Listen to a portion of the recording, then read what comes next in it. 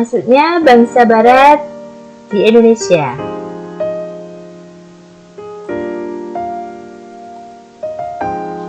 Mengapa bangsa Eropa melakukan penjelajahan samudera sampai ke Nusantara? Pada awalnya, kedatangan bangsa asing di Indonesia bertujuan untuk berdagang rempah-rempah. Namun, kekayaan alam Indonesia yang berlimpah membuat bangsa asing mengubah tujuan awalnya menjadi ingin menjajah Indonesia. Berikut tujuan bangsa Eropa menguasai Indonesia, yaitu 1. Mereka ingin menguasai wilayah strategis di Indonesia guna menjalankan misi perdagangan dan basis militer. Yang kedua, mereka mengambil sebanyak-banyaknya kekayaan alam di wilayah tersebut. Yang ketiga, mereka ingin menguasai perdagangan rempah-rempah langsung dari daerah penghasilnya dengan menerapkan monopoli perdagangan.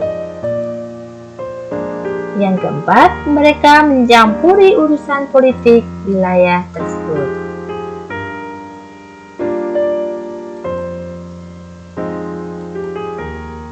Tujuan penjelajahan bangsa Barat.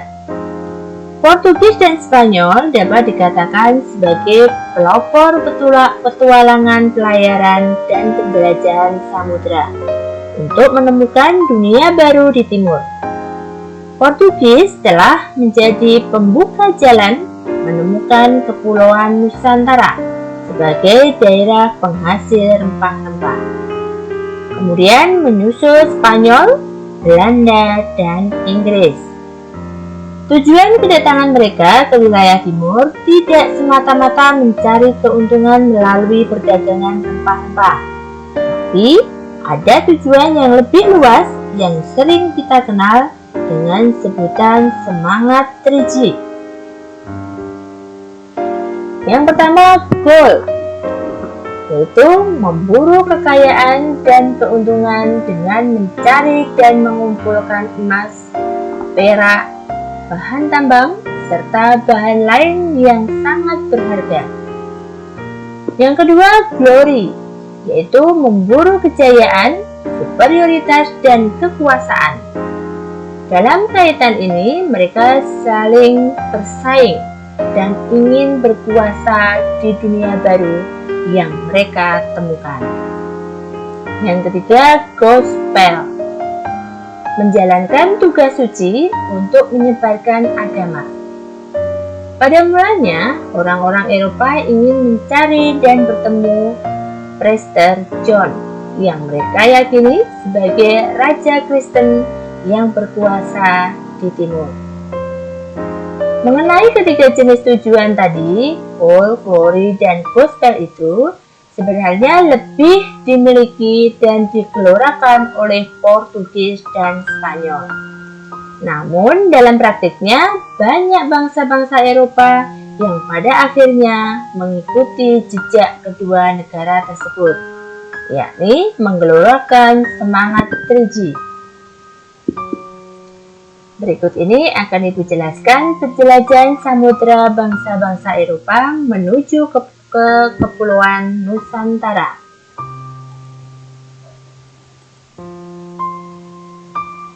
Tahap masuknya bangsa Barat ke Indonesia. 1.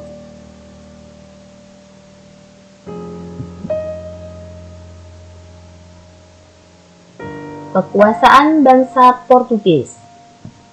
Bangsa Portugis mengadakan penjelajahan samudera dimulai sejak tahun 1450 Masehi. Tokoh-tokoh penjelajahan samudera bangsa Portugis adalah: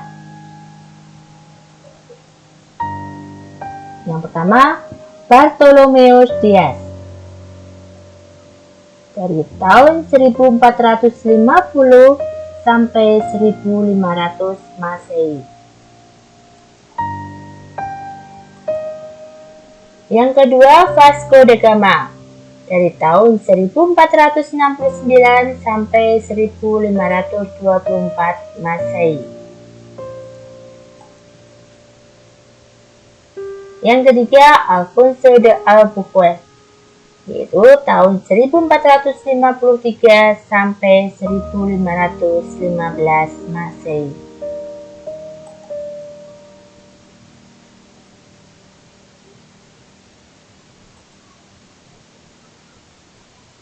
Bartolomeu Dias. Beliau adalah seorang penjelajah Portugis yang berlayar mengelilingi Tanjung Harapan, ujung selatan Afrika, dan diketahui sebagai penjelajah Eropa pertama yang pernah melakukan penjelajahan samudera. Pada tahun 1481, beliau bersama Diego melakukan ekspedisi di Pantai Emas, wilayah Ghana. Bartolomeu Dias adalah seorang ksatria istana kerajaan, kepala penjaga gudang kerajaan, dan ahli berlayar dari pasukan perang Saint Christopher. Pada tanggal 10 Oktober 1486, Raja John II dari Portugal menunjuk beliau sebagai kepala ekspedisi untuk berlayar mengelilingi ujung selatan Afrika dengan tujuan mencari rute perdagangan baru menuju ke Asia.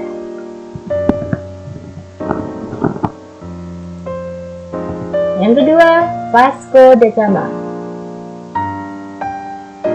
Beliau adalah seorang penjelajah berkebangsaan Portugis yang menemukan jalur laut langsung dari Eropa ke Malabar, India, dengan melakukan penjelajahan laut mengelilingi Afrika. Pada saat itu, ia diberi tugas oleh Raja Manuel I dari Portugal untuk mendapatkan akses Portugis ke pasar komersial di benua timur.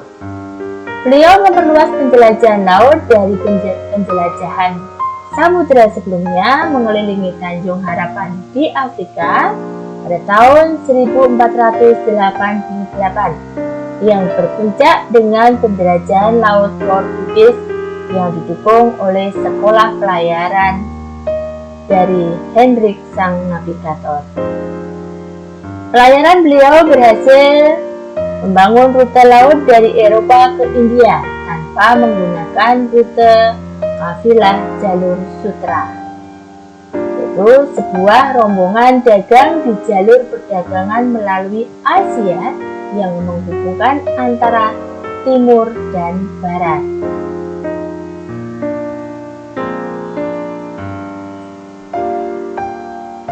Yang ketiga, Alfonso de Albuquerque.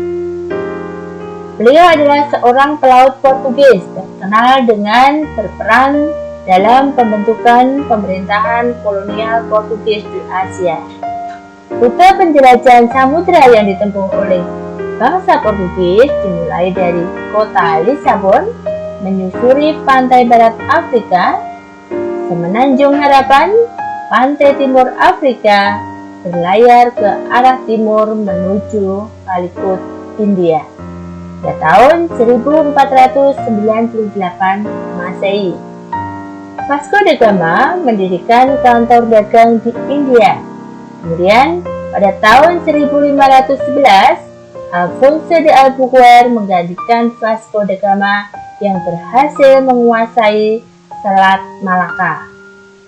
Usai menguasai Selat Malaka, bangsa Portugis melanjutkan pelayarannya ke arah timur menuju Indonesia.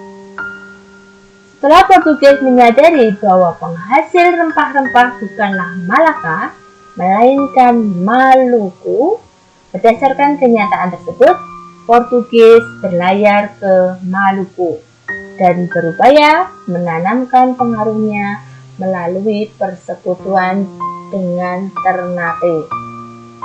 Nah, atas persetujuan Sultan Ternate, pada tahun 1522 Portugis membangun sebuah benteng di Maluku. Pada awalnya persekutuan itu berjalan dengan baik, Dan akhirnya hubungan tersebut mulai rusak setelah Portugis melakukan kristenisasi terhadap masyarakat Maluku. Serta perilaku orang-orang Portugis sendiri dinilai tidak sopan. Akan tetapi, karena kekuatan kerajaan Ternate yang ternyata tidak cukup kuat untuk mengusir orang-orang Portugis, akibatnya yang terjadi justru Sultan Ternate Tabarigi diturunkan dari singgasananya oleh Portugis, lalu dibuang ke Goa, India. Sekitar 40 tahun kemudian, pada tahun 1575, giliran Portugis yang diusir dari Ternate, yaitu oleh Kesultanan Baablah. Dari Ternate, orang-orang Portugis pindah ke Tidore, membangun sebuah benteng di sana.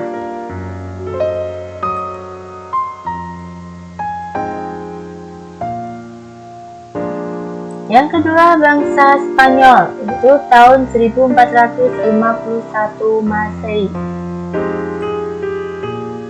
Ratu Isabella memerintah bangsa Spanyol untuk mengadakan penjelajahan samudera.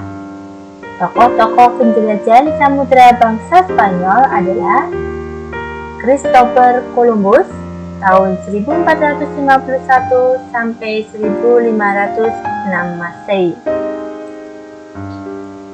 Christopher Columbus adalah seorang penjelajah dan pedagang asal dari Genoa, Italia, yang menyeberangi Samudra Atlantik dan sampai ke benua Amerika pada tanggal 12 Oktober 1442. Ia dipercaya bahwa bumi itu berbentuk bola kecil.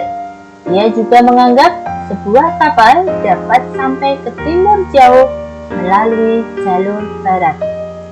Columbus merupakan bukan orang Eropa pertama yang sampai di tanah benua Amerika, karena sekarang telah diakui secara meluas bahwa orang-orang Viking dari Eropa Utara telah berkunjung ke Amerika Utara pada abad ke-11. Terdapat perkiraan bahwa pelayar yang tidak pernah dikenal pernah melewati Amerika sebelum Columbus. Columbus memperkirakan daerah tersebut belum berpenghuni, tapi ia berorientasi menjadikan daerah tersebut sebagai perluasan wilayah Spanyol. Semula Columbus disambut ramah oleh suku Indian. Tetapi setelah mereka tahu akan niat Columbus yang datang ke daerah tersebut, Columbus mendapat banyak resistensi dari penduduk setempat. Yang kedua, Ferdinand Magellan tahun 1519 sampai 1521 Masehi.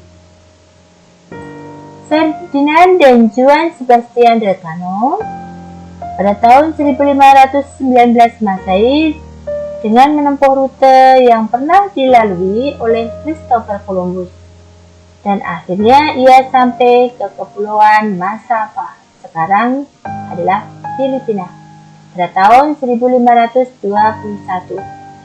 Pada saat sampai di Filipina, terjadi pertikaian antara Magallanes dengan Datuk Lapu-Lapu di Filipina, yang menyebabkan tewasnya Magallanes.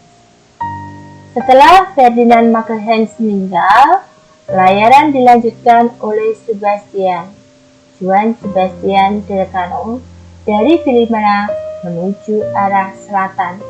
Maka sampailah Elcano di Kepulauan Maluku tahun 1522. Kedatangan bangsa Spanyol di Kepulauan Maluku ini disambut baik oleh Sultan Mansur dari Tidore dan diterima sebagai sekutu untuk mengimbangi kekuatan Kesultanan Ternate yang mempunyai sekutu bangsa Portugis.